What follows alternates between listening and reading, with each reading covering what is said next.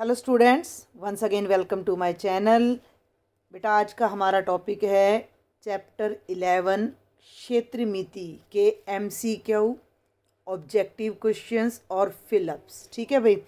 उससे पहले मैं आपको बता दूं कि आज ही मैंने एक लेक्चर अपलोड किया है जिसमें मैंने आपको सिलेबस करवाया है, सिलेबस बताया है कि बोर्ड द्वारा आपका क्या सिलेबस जारी किया गया है। तो उस सिलेबस के अकॉर्डिंग आपकी 11th चैप्टर में केवल 11.1 और 11.2 दो ही एक्सरसाइज आएंगी। 11.3 और 11.4 आपके सिलेबस में नहीं है। ठीक है, तो उन एक्सरसाइज के एमसीक्यू भी अब हम इस लेक्चर में नहीं करेंगे ताकि आप अच्छे से तैयारी कर सकें। अब 11.3 और 11.4 में जो आपकी आएंगी वो 3D की फिगर्स आएंगी, जिसमें घन है, घनाभ है, बेलन है, शंकु, इस तरह के आएंगे। तो वो सवाल जहाँ आएंगे मैं उनको यहाँ से स्किप कर दूंगी और हम केवल 11.1 और 11.2 पर आधारित प्रश्नों को इस लेक्चर में करने जा रहे हैं। तो अब हम देखते हैं बेटा, क्वेश्चन नंबर 1 से हम शुरुआत करने जा रहे हैं। क्वेश्चन नंबर 1 आपका क्या है, थोड़ा मैं बड़ा करती हूँ स्क्रीन पर, अच्छे से ये पूरा क्वेश्चन आपको दिखना चाहिए और फिर हम इसका सॉल्यूशन करेंगे। ये है प्रश्न संख्या 1। ठीक है भाई। एक आयत का क्षेत्रफल 500 वर्ग सेंटीमीटर और चौड़ाई 20 सेंटीमीटर है। ध्यान दें, आयत की लंबाई और चौड़ाई का अनुपात क्या होगा। ठीक है, बहुत ध्यान से समझना है। हमें क्षेत्रफल दे रखा है, हमें चौड़ाई दे रखी है और हमें लंबाई और चौड़ाई का अनुपात ज्ञात करना है। इट मीन्स हमें पहले लंबाई ज्ञात करनी है। ठीक है, बहुत आसान प्रश्न है। हम एक ही नंबर का प्रश्न है। हमें पता है कि आयत का जो क्षेत्रफल है वो क्या होता है, लंबाई गुणा चौड़ाई, और वो हमें कितना दे रखा है, 500। तो अब हम इसी बात को ध्यान में रखते हुए क्वेश्चन करने जा रहे हैं। लंबाई गुणा चौड़ाई बराबर है 500। लंबाई हमारी कितनी है पता नहीं, चौड़ाई कितनी है 20 है, बराबर है में 500। तो हमारा क्षेत्रफल है भाई 500। अब ये सिर्फ एक हमारा क्या सवाल बन गया, बीजगणित का। भाई एल का मान हमने निकालना है, तो हम क्या करते हैं, एल को तो लेफ्ट में रख लेते हैं, 20 इसके नीचे चला जाएगा। तो लंबाई हमारी आ जाएगी 500 बटे 20, काट दीजिए, 2 दूनी 4, 2 पंजे 10, लंबाई आ गई 25, चौड़ाई हमें 20 दे रखी है। ठीक है भाई। क्वेश्चन ये है कि लंबाई और चौड़ाई का अनुपात क्या है। तो लंबाई अनुपात चौड़ाई, लंबाई 25 आई है, चौड़ाई हमें पहले से 20 दे रखी है। अनुपात का अर्थ होता है बेटा जी कि हम इन्हें डिवाइड कर सकते हैं। तो 5 पंजे 25 और 5 चौके 20, तो 5 बटे 4, और इस 5/4 को मैं 5:4 के रूप में भी लिख सकती हूँ। तो हमारा सही उत्तर ऑप्शन सी आएगा। मेरे ख्याल से आपको ये बात समझ आ गई होगी। हमें क्षेत्रफल दिया है, चौड़ाई दी है, लंबाई ज्ञात करनी है और फिर लंबाई और चौड़ाई का अनुपात निकाला। तो देखो, वैसे तो बिल्कुल सीधा फॉर्मूला होता है कि लंबाई बराबर है क्षेत्रफल बटे चौड़ाई। ठीक है, तो इस तरीके से भी आप कर सकते हो। क्षेत्रफल 500 है, चौड़ाई से भाग कर दिया, लंबाई 25 आ गया, अनुपात निकाल दिया। ये तरीका समझ ना आए तो लंबाई गुणा चौड़ाई हमारा क्षेत्रफल होता है, चौड़ाई का मान यहाँ रख दिया, तो लंबाई फिर से क्या आ जाएगी, 500 बटे 20। तो किसी भी तरीके से आप कर लीजिए, आपका आंसर सी ही आएगा। और मैंने वैसे भी क्षेत्रमिति का चैप्टर अपने चैनल पर करवा रखा है, तो आप वहाँ से भी इसको देखें और अच्छी तरह से समझें। अब हम आगे बढ़ते हैं प्रश्न संख्या 2 पर। जरा ध्यान से देखें, थोड़ा सा ये ऑप्शन आपको दिखाई नहीं दे रहे तो मैं छोटा कर देती हूँ। प्रश्न नंबर 2 क्या है, यदि वर्ग और त्रिभुज दोनों का परिमाप समान है, ये एक वर्ग है, ये एक त्रिभुज है, और दोनों का परिमाप समान है। परिमाप का मतलब इस आउटर बाउंड्री की लंबाई, ये वर्ग की लंबाई है, अगर मैं अलग कलर का यूज करूँ तो ये त्रिभुज का परिमाप है। तो दोनों का अगर परिमाप समान है तो क्या कहता है कि वर्ग की प्रत्येक भुजा की लंबाई कितनी है। वर्ग की देखो चारों भुजाएं बराबर होती है, तो मान लिया एक भुजा कितनी है, x है। अब ध्यान देना, एक भुजा x है तो ये वाली भी x है, ये वाली भी x है और ये वाली भी x है, तो चारों भुजाएं x है। तो वर्ग का जो परिमाप है, जो वर्ग का परिमाप है वो कितना हो जाएगा, 4x हो जाएगा। ये 4x किसका परिमाप आ गया, वर्ग का क्या आ गया, परिमाप। किसका परिमाप आ जाता है, ये वर्ग का। ठीक है भाई।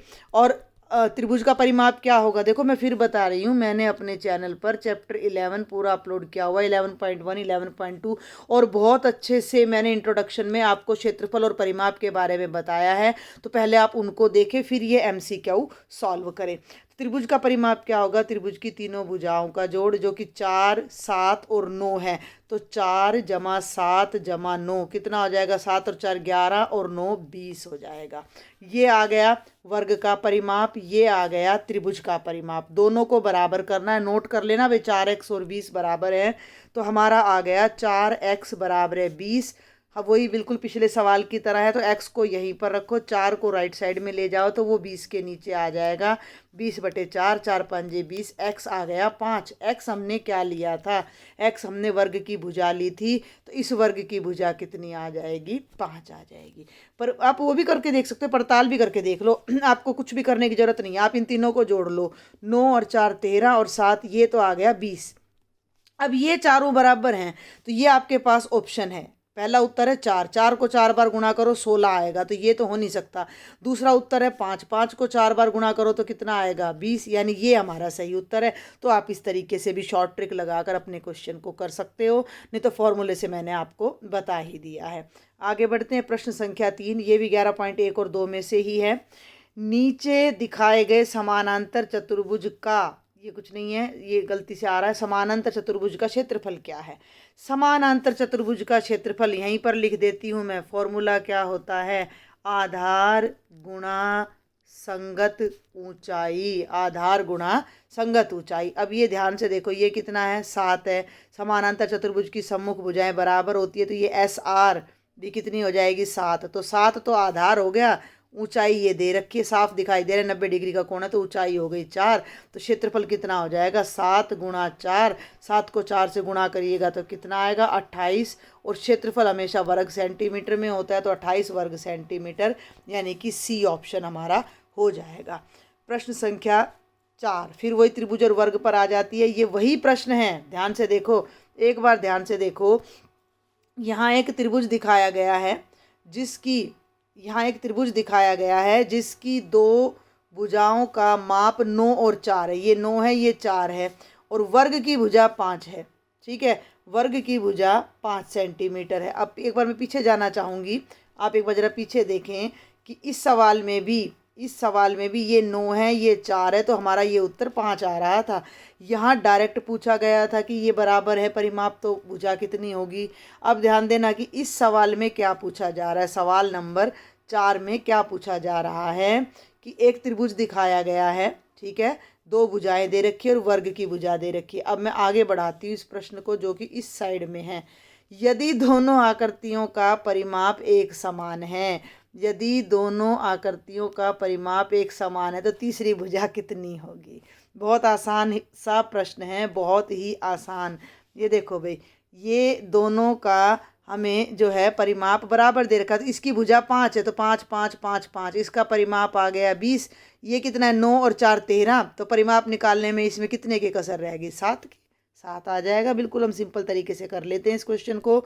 तो ये हमारा था क्वेश्चन नंबर 4। आगे बढ़ती हूँ मैं क्वेश्चन नंबर 5 पर बेटा। ये है हमारा प्रश्न नंबर 5। नीचे दिखाई गई आकृति का क्षेत्रफल क्या है। जरा आप इस आकृति को ध्यानपूर्वक देखें कि ये आकृति है क्या। ठीक है, ये आकृति है क्या। तो ये आकृति की ये भुजा 9 सेंटीमीटर है, ये भुजा 7 सेंटीमीटर है।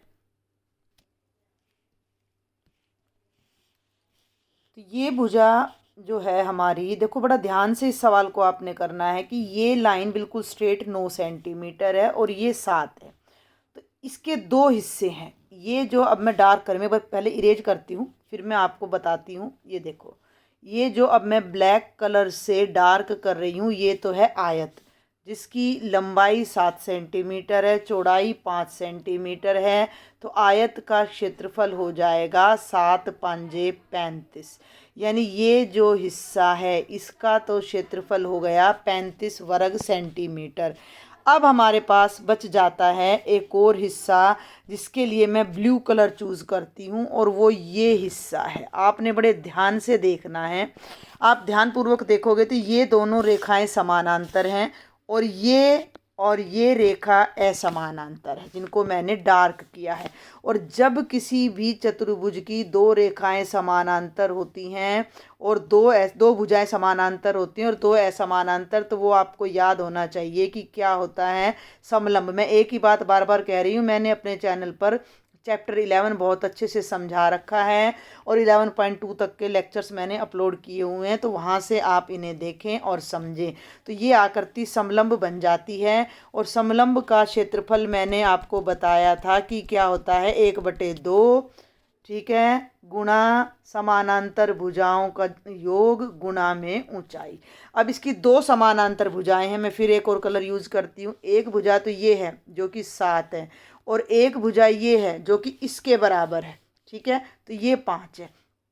इस हिस्से का क्षेत्रफल क्या हो जाएगा, 1/2 7 जमा 5, ठीक है भाई, 7 जमा 5 और गुणा में ऊंचाई। अब ये जो भुजा है जिसे अब मैं डार्क कर रही हूँ, ध्यान दे बार बार, ये इधर अच्छा डार्क हो रहा है, ये ऊंचाई है क्योंकि ये पूरी रेखा सीधी है, ये पूरी रेखा 9 सेंटीमीटर बिल्कुल सीधी है। तो 7 सेंटीमीटर तो भाई हमने इसको यहाँ तक ले लिया, 7 तो आपने यहाँ तक ले लिया, तो ये कितनी बच गई, 2, और ये 2 आपकी ऊंचाई है, तो इसे हम यहाँ लिख देंगे। और अब 2 से ये 2 कट जाएगा 47। 35 और 12 का जोड़ कितना हो जाएगा, 47। जल्दी से मैं एक बार इसको फिर से रिपीट करना चाहूँगी क्योंकि मुझे लगता है कि कुछ बच्चों को शायद ये क्वेश्चन समझ में ना आया हो। थोड़ा सा ध्यान से देखें कि ये आकृति दो आकृतियों का समावेश है। ये इतना हिस्सा जिसे मैं ब्लैक कर रही हूँ, ये आयत है, साफ तौर पर दिखाई दे रहा है कि चारों कोण हमें 90 के दे रखे हैं।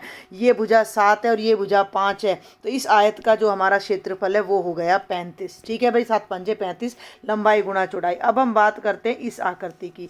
तो आप देख सकते हो कि 4 भुजाएं हैं जिनमें से ये दोनों बिल्कुल समानांतर हैं लेकिन ये दोनों असमानांतर हैं। तो ये आकृति समलंब है। समलंब का क्षेत्रफल मैंने बताया था 1/2 समानांतर भुजाओं का योग। अब एक भुजा 7 है, ये वाली कितनी है, ये इसके बराबर है, तो ये होगी 7 और 5, इन दोनों का जोड़ हो गया 12।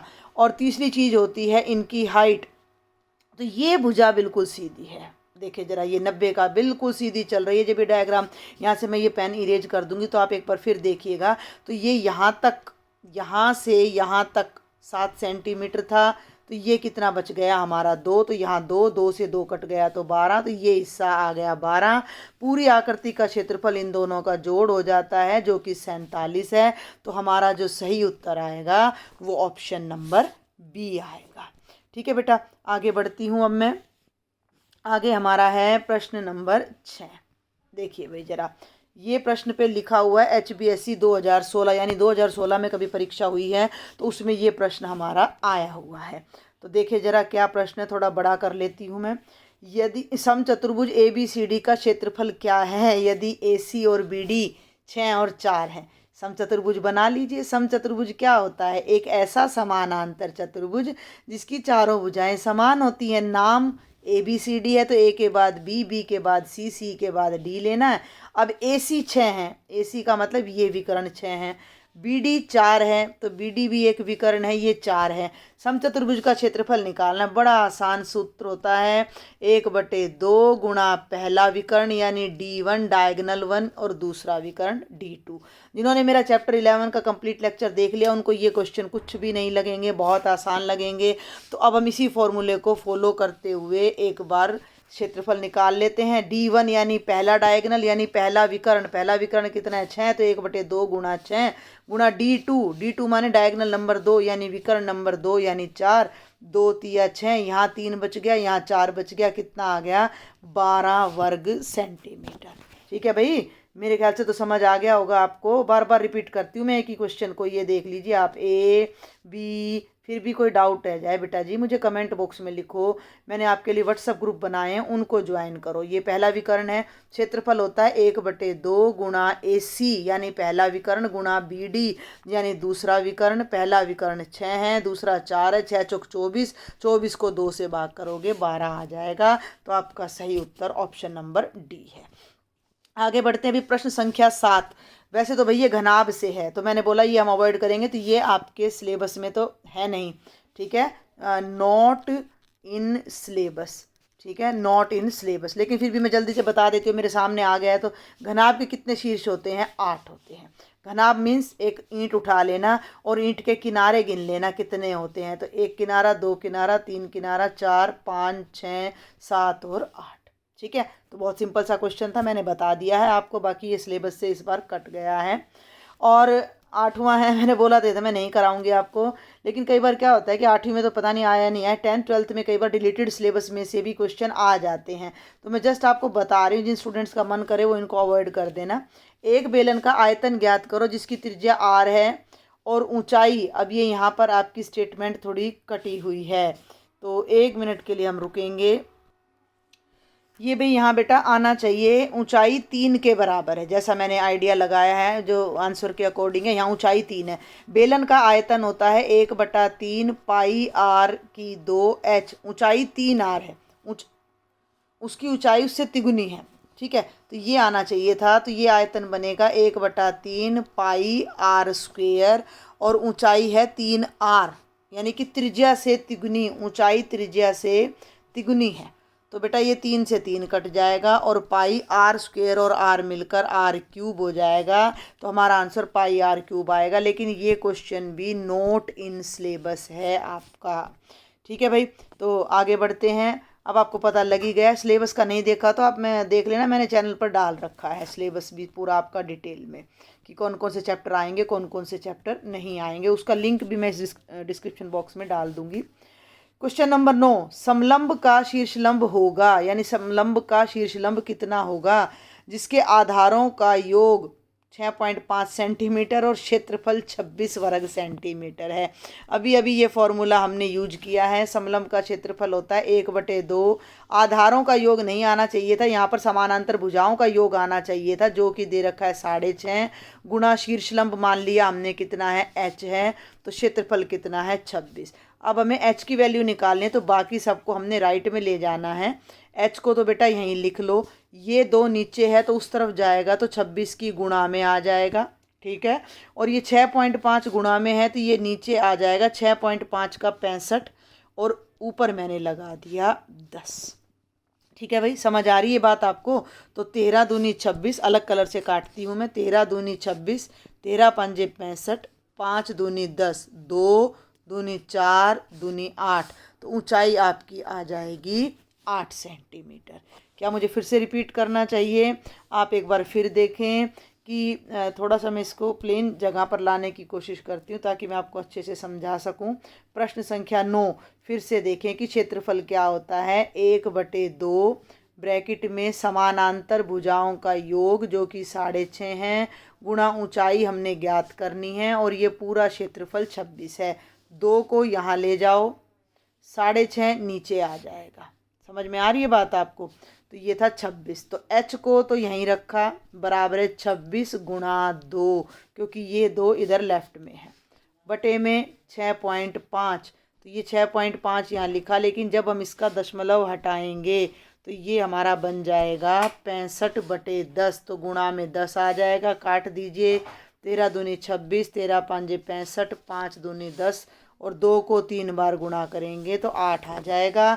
अब ये भी ध्यान रखना है कि उत्तर तो 8 आ गया, लेकिन आपके ऑप्शन में 3 आंसर हैं 8 वाले, 8 सेंटीमीटर, 8 घन सेंटीमीटर, 8 वर्ग सेंटीमीटर। और हमसे पूछा क्या गया है, लंब। लंब क्या होता है, ऊंचाई, तो ऊंचाई हमेशा सेंटीमीटर में होती है, तो आपका आंसर 8 सेंटीमीटर आएगा, ठीक है भाई। आगे बढ़ते हैं अब हम प्रश्न संख्या 10। फिर वही बहुत आसान प्रश्न आ गया, विकर्णों 80 सेंटीमीटर और 60 सेंटीमीटर वाले एक समचतुर्भुज का क्षेत्रफल क्या होगा। अभी अभी मैंने बताया है, अगर समचतुर्भुज के दोनों विकर्ण दे रखे हैं तो क्षेत्रफल क्या होता है, 1/2 गुणा पहला विकर्ण गुणा दूसरा, 2 से काट दीजिए 40, 6 चौक 24 और पीछे की दोनों जीरो लगा दीजिए, 2400 वर्ग सेंटीमीटर। ये बात आपने ध्यान रखने की, क्षेत्रफल हमेशा वर्ग सेंटीमीटर में होता है, ऊंचाई हमेशा सेंटीमीटर में होती है। आगे बढ़ते हैं, प्रश्न नंबर 11। क्षेत्रफल 400 वर्ग सेंटीमीटर और ऊंचाई 8 सेंटीमीटर वाले समानांतर चतुर्भुज का आधार होगा। उन्हीं सवालों को बार बार घुमाकर पूछा जा रहा है। बेटा समानांतर चतुर्भुज का क्षेत्रफल क्या होता है? आधार गुणा ऊंचाई बराबर है क्षेत्रफल। ध्यान देना भाई। अब आधार तो हमें पता नहीं कितना है, ऊंचाई हमें कितनी दे रखी है 8, क्षेत्रफल कितना है 400।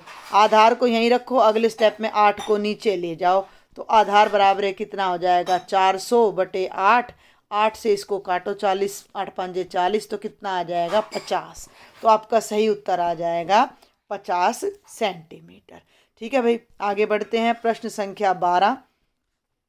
10 सेंटीमीटर व्यास वाले वृत्त की परिधि होगी। परिधि का क्या फॉर्मूला होता है? 2πr। अब ये ध्यान देना कि व्यास दे रखा है, व्यास अगर आपका 10 है तो त्रिज्या जो होती है वो उस व्यास से आधी होती है, तो कितनी हो गई 5। त्रिज्या को इंग्लिश में रेडियस कहते हैं, पहला अक्षर आर चलता है, तो आर की वैल्यू हो गई 5, 2 नहीं 5, आर की वैल्यू हो गई 5।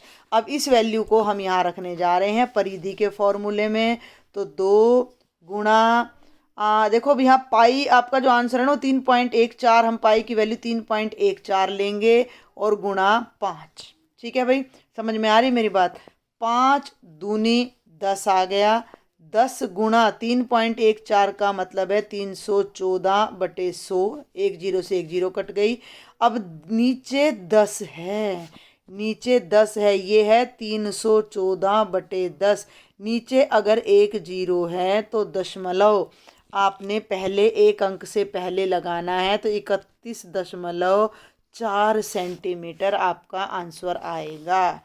जो इसमें खास बात आपने नोट करनी है कि पाई का मान 22/7 भी होता है और पाई का मान 3.14 भी होता है। तो हमने अपना उत्तर देख लिया कि हर ऑप्शन 314 है, तो मैंने पाई के प्लेस पर इस वैल्यू को यूज़ किया है।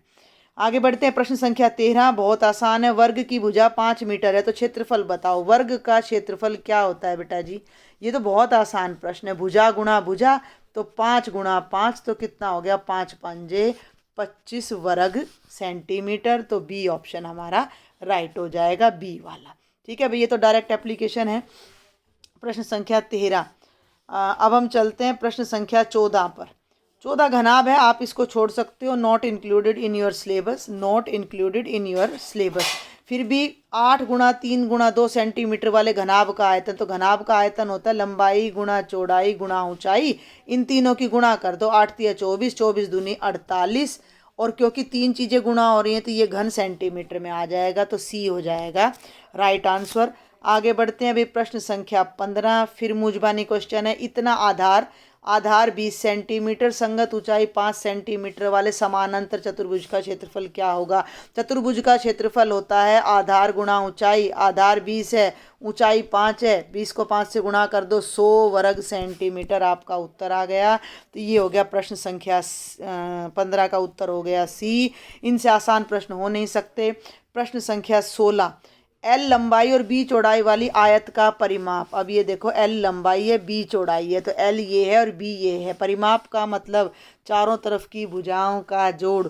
तो लंबाई चौड़ाई 2 बार लंबाई जुड़ गई, 2 बार चौड़ाई जुड़ गई, तो 2L जमा 2B। मैं फिर आपको बता दूं कि चैप्टर 11 पर पूरा एक इंट्रोडक्टरी वीडियो मैंने डाल रखा है कि परिमाप किसे कहते हैं, क्षेत्रफल किसे कहते हैं, कैसे उन्हें ज्ञात करते हैं। तो पहले आप उन्हें देखें, मैं वो सब लिंक इसी लेक्चर के डिस्क्रिप्शन बॉक्स में डालूंगी। तो 2 × L जमा B, ये हमारा परिमाप आ जाएगा। और प्रश्न संख्या 17 भी वही है। ए लंबाई और बी चौड़ाई वाली आयत का क्षेत्रफल। आयत का क्षेत्रफल क्या होता है? लंबाई गुणा चौड़ाई, तो ए गुणा बी, और ए और बी की गुणा क्या हो जाएगी? A B. तो प्रश्न संख्या 17 का ऑप्शन यहाँ है भाई अब ऊपर हमारे पास। तो हमारा जो सही आंसर आएगा वो ये आ जाएगा ए बी। ठीक है, तो ये कुछ 2-3 प्रश्न और रह गए, हम 20 प्रश्न इसमें करेंगे। अब हम करते हैं प्रश्न संख्या 18। आधार 18 सेंटीमीटर और संगत ऊंचाई 7 सेंटीमीटर वाले त्रिभुज का क्षेत्रफल। भाई त्रिभुज का क्षेत्रफल क्या होता है? 1/2 गुणा आधार गुणा ऊंचाई, सबकी वैल्यू रख दो। 1/2 आधार 18 है, ऊंचाई 7 है, तो ये हो गया 2 × 18, 9 × 7 ये हो गया 63 वर्ग सेंटीमीटर। तो हमारा सही आंसर सी आ गया। अच्छा जी, अब हम एक ये 19 और 20 और देख लेते हैं जल्दी से। प्रश्न संख्या 19 क्या है?